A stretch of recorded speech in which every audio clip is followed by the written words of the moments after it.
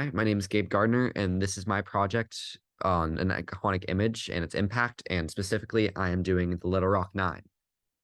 So, this is my photo. It's specifically called the Screaming Photo. And a little bit about it is that it was taken the September 3rd, 1957. The photographer was Will Counts, who is a famous photojournalist. And the subjects are Elizabeth Eckford, which is the African American girl in the front of the photo being screamed at, and Hazel Bryan, the girl screaming right behind the African American girl, Elizabeth Eckford. And just a little thing that you should know and that I really made sure was prevalent, like that was focused on in this presentation, is what Will Counts was doing. He is a photojournalist. He is using this photo to tell a story. There is no caption, there is no anything to be used to describe what is going on in this photo because of the purposeful framing and inclusion of background and everything going on in this photo. So, going a little bit more into this, I wanted to tell you my claim. And my claim is that this photograph of Elizabeth Eckford, the African American girl being screamed at, depicts Southern society perfectly in 1957, where although discrimination based on race was illegal, segregation was practiced socially and culturally in many ways until it was later enforced by federal intervention.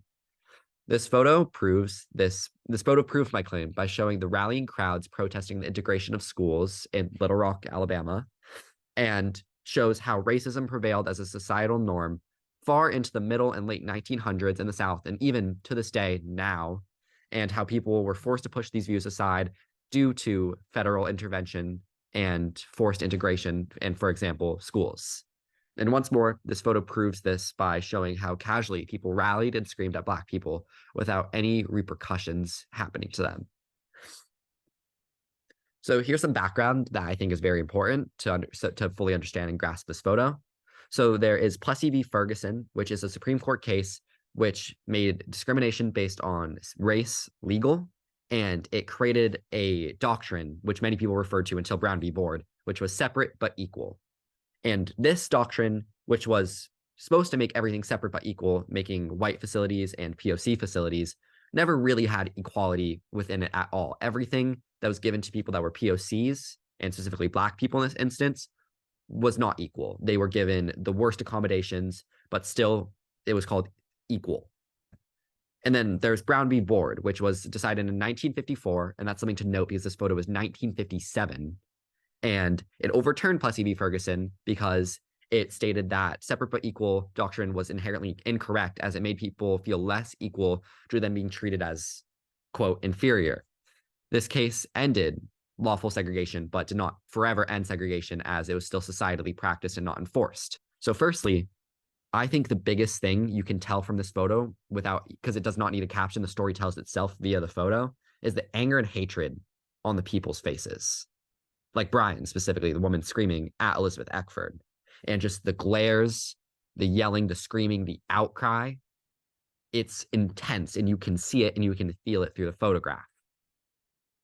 And then the purposeful size of the shot also shows how wide this entire protest against integration was. It shows people enforcing that school desegregation would happen after 3 years where it should have been in 1954.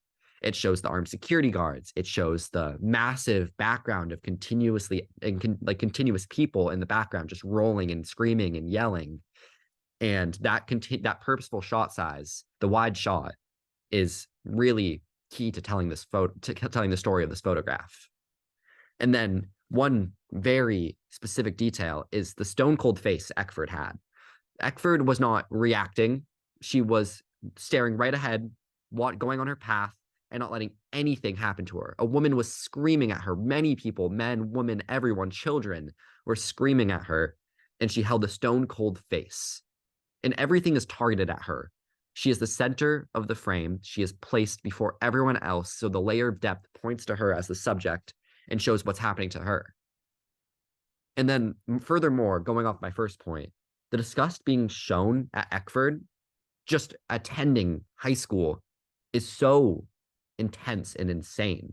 You can see every single person, not a single person, you can see every single person protesting this. You can see every person being in disgust of this.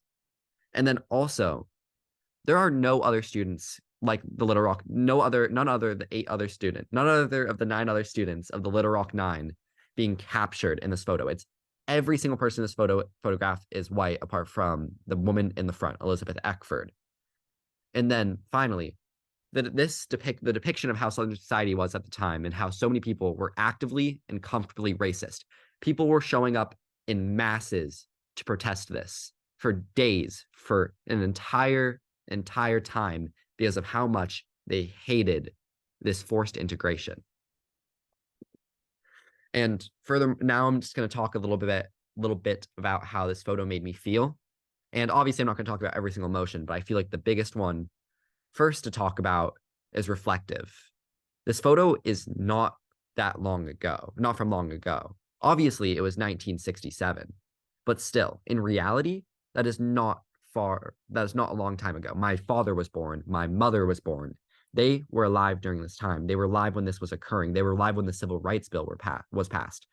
And to see that our history is so recent, so disgusting to see, and so horrible, it just really makes you reflect on, yes, we made progress, but our progress is not enough. We still continuously have people being shot in the streets like George Floyd. We still have to fight for BLM because of Black Lives Matter, because still no massive progress has been made to the point where this photo does not seem like it was forever ago. And then another kind of feeling I felt was awe, because Elizabeth Eckford in this has a stone cold face. She's not letting any of this bother her. She is so entirely strong when she has an entire mass of people, an entire crowd of people yelling and screaming and protesting her existence and her right to go to a high school. I feel awe that she was able to continue through this and continue fighting for her own rights because she knew her self-importance. And then another feeling that kind of goes off of this is being driven, because in my high school career, I've been on the diversity board and I've been fighting for equity, and seeing this kind of just inspires me to continue my work, because anything can happen. Was a photojournalist. He was famous. He took many photos, but this being his most famous photo, the screaming photo. And he took this photo to document a momentous change in our American society for all races. Things changed. Everything changed. This photo does not need a caption. This photo is a story itself. There doesn't need to be a single word attached to this, because it is obvious what is going on. A mob is surrounding a Black girl, screaming, yelling, and rallying around her. And this photo, if you even look at it, you'll understand what is going on. And in the background, purposefully, counts included the military/police, making sure that nothing bad happened, and also showed the amount of people in the background screaming and yelling and everything. Count took this photo not just to document the desegregation of a local school. He took it to capture the massive change in America and was capturing this change and capturing the triumph that was made by civil rights activists like the people who fought in Brown v. Board of Education. Counts was capturing how society was at this time in 1967, where people held off for 3 years of not integrating their schools. This was a time where people protested and rallied against the integration of schools and even sharing facilities with Black people, like sharing pools, sharing beaches, sharing seats, sharing diners, sharing train cars. This is not just the only instance of things like this. There is Rosa Parks with her Montgomery bus riots. There are so many other things. There are wait-ins, sit-ins, where people took inspirational photos from these too. There are two things you must think about with this image and its effects: the short-term effects and the long-term effects. For short-term effects, there's obviously the public and society. For the public, specifically in Little Rock, Alabama, there was outrage, but there was also happiness in places that were forward-moving, like in northern democratic states and in California and places like these, where people were already done this. And happiness from the Black community and POC communities. Then on the other hand, there was rejection. 3 years people had fought this off. And these people who had done that, which was not just a minority of people, it was a great amount of people, they rejected this. They hated this. And those are the people who showed up. But then there's also people who accepted it. There were people who did not care or believed that Black people had the intrinsic right to education just as any white person would, and they accepted this. And that was just some short-term effects from the public. And for society, integrated facilities became mandated and forced and thrust upon people because the separate but equal doctrine in Plessy v. Ferguson was completely overruled by Brown v. Board.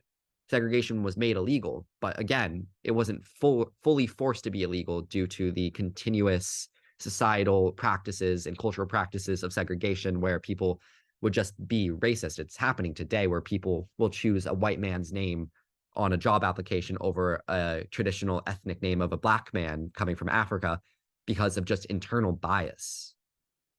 And now to talk about the long-term effects of the image, the public is reflective, disgust, shocked, and awe. Those are the four emotions that I felt the most, and those are the four that I feel echo through our world when this photo is reflected on.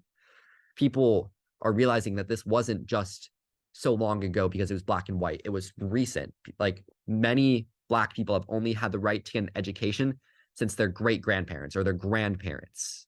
And then there's shocked and awe, which are hand in hand, where people are shocked that this occurred and they're in awe of the power of Elizabeth Eckford and the strength she had and the community, the Black community entirely, to fight tirelessly for civil rights and equal rights. And then for the long-term societal effects, there's continued efforts for equality. This journey that Elizabeth Eckford started on does not have an end in sight. There are continuous slaughterings and horrible actions happening in the Black community, happening to the Black community. This photo reminded me of a lot of different pieces of art.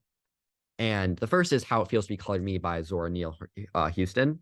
And she perfectly describes the Black experience like for her and how it's very similar still to so many people. And Strange Fruit by Billie Holiday showing how brutal Black people were treated and still are. He talks about lynchings, he talks about murders, he talks about this, and that's still happening in our society today.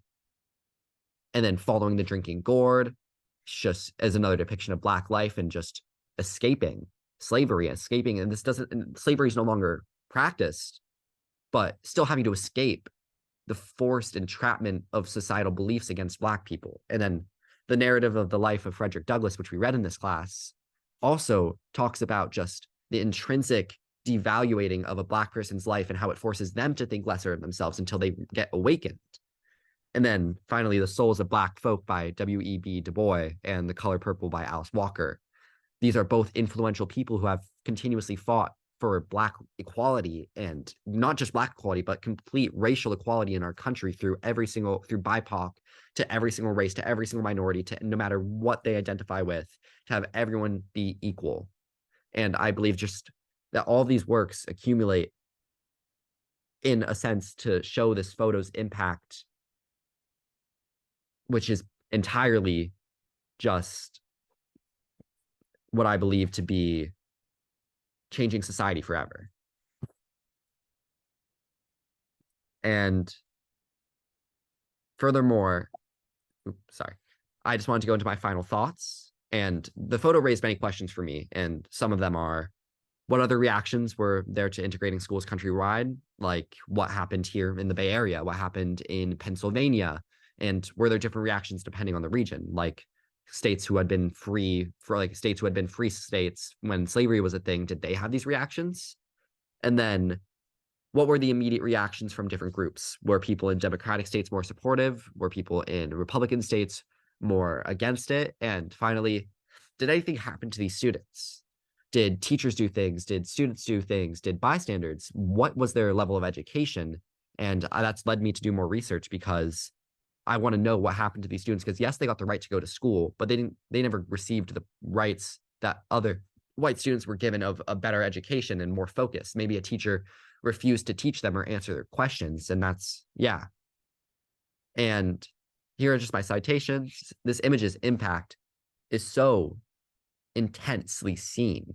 It is echoing throughout our society till this day, where Black people and other groups of other race minorities have to continuously fight for equality because they were never given it. They've never been given breathing room. They've had to continuously inch their way forward because if they didn't do it, no one else would. Society would stay the same. So thank you for listening to my presentation.